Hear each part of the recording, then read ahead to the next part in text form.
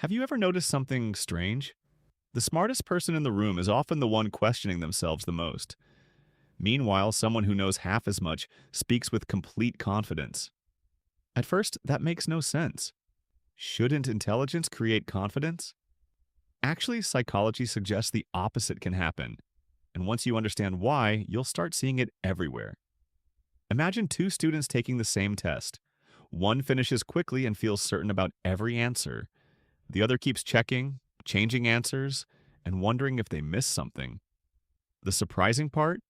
The second student is often the one who scores higher, because intelligent people tend to see more possibilities, more details, and more ways they could be wrong. And that's where self-doubt begins. Most people think self-doubt comes from weakness, but often it comes from awareness. The more you learn about a subject, the more you realize how much you don't know. A beginner watches a few videos about investing and thinks they're ready to beat the market. An expert with 20 years of experience knows how unpredictable it really is. One famous study found that people with lower skill levels often overestimate their abilities, while highly skilled people tend to underestimate themselves. In other words, confidence and competence don't always grow together. But there's another reason smart people doubt themselves. Their brains rarely stop analyzing. When they make a decision, they don't see one outcome, they see 10. What if this goes wrong? What if there's a better option? What if I'm missing something important? This ability helps them solve problems, but it can also trap them. A simple decision becomes a maze of possibilities, and after a while, thinking starts to feel like progress, even when nothing is happening. Here's something unexpected. Many successful people secretly feel like frauds. Actors, CEOs, scientists, and entrepreneurs often report feeling that one day everyone will discover they're not as capable as they seem. This is called impostor syndrome. The strange part is that it usually affects high achievers more than average performers. Why? Because the higher you climb, the more you're surrounded by talented people. Instead of noticing how far they've come, they focus on how far they still have to go.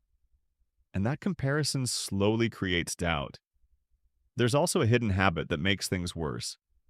Smart people often set extremely high standards for themselves, not because anyone asked them to, because they know what's possible.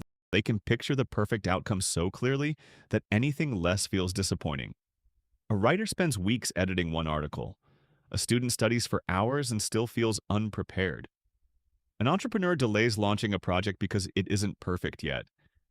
To everyone else, their work looks impressive. To them, all they see are the flaws. But here's the important thing. Self-doubt is not always the enemy.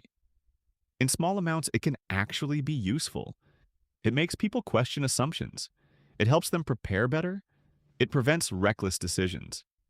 The problem starts when doubt becomes louder than action, when thinking replaces doing, when fear of being wrong becomes stronger than the desire to learn. The smartest people aren't the ones who never doubt themselves. They're the ones who act despite the doubt. They understand something most people don't. Confidence doesn't come before action. It comes after repeated action, after trying, failing, adjusting, and realizing the world doesn't end when you're wrong. So if you constantly question yourself, that doesn't automatically mean you're insecure.